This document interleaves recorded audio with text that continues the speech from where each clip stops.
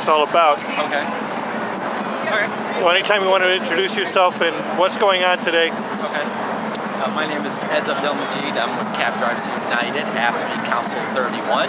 We are here representing cab drivers in the city of Chicago. Cab drivers in the city of Chicago for too long have not had a seat at the table until this past year when we started organizing. We've been able to organize 3,500 cab drivers to fight for our rights. Some of the things that we've gotten accomplished in the past year is reducing our lease rates, negotiating with the city to change some of the work rules that impact cab drivers on a daily basis, dealing with policing issues where the police in the city of Chicago target cab drivers and write them tickets on a daily basis, not just one ticket but 4 or 5 tickets at a time.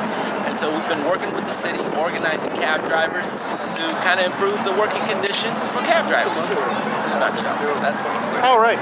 And the leasing situation, explain that a little bit more in detail. So cab drivers have to lease their vehicles from one of the affiliations. The cost of those vehicles is determined by lease cap rates that the city puts together.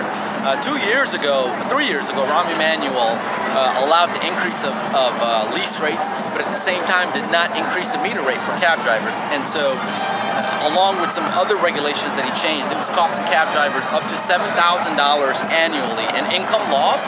And so that's kind of really why we got together and started fighting for these changes. So the lease rates that we were able to implement saves drivers anywhere from $3,000 to $5,000 annually. That's more money in the driver's pocket. And so that's what the lease rates are. And the punitive fees from tickets and that sort of thing that the city is levying on cab drivers. Tell us a little bit more about that. Sure. So when cab drivers get pulled over and get a ticket, they don't go to normal court like most drivers do. There's a special court called 400 West Superior just for cab drivers. It's an administrative hearings court. So when cab drivers receive a ticket, they enter into a room and to negotiate with the city attorney without seeing the judge first.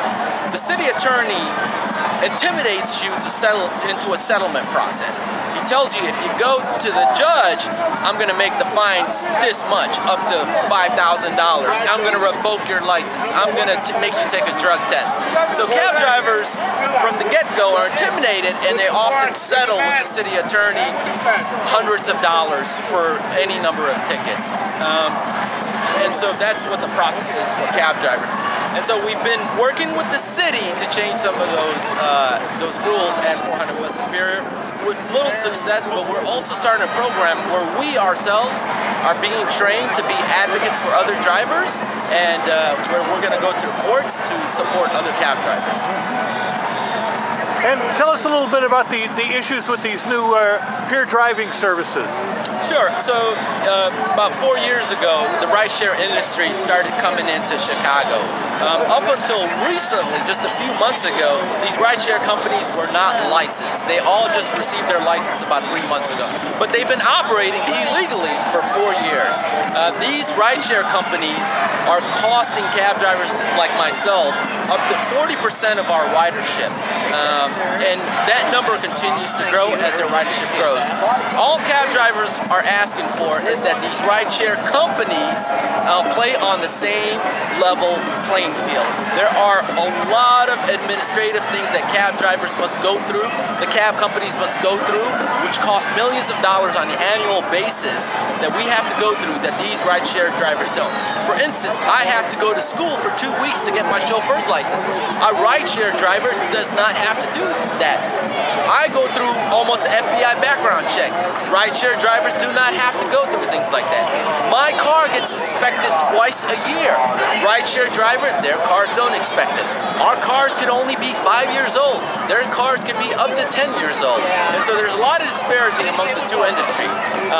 Although they're not calling themselves cabs, they are cabs. They are traditional cabs giving people rides.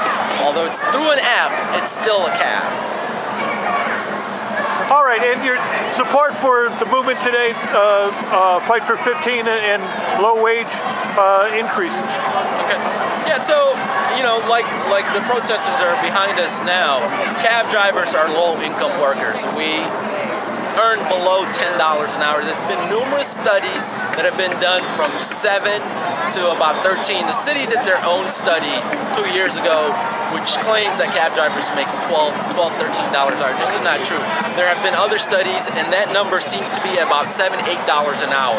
And so we are here in solidarity with the Fight for 15 protesters, and we hope that sooner than later, minimum wage just go up for everybody in Chicago, for low-income working people, low-wage people, to help them live their lives a little bit better.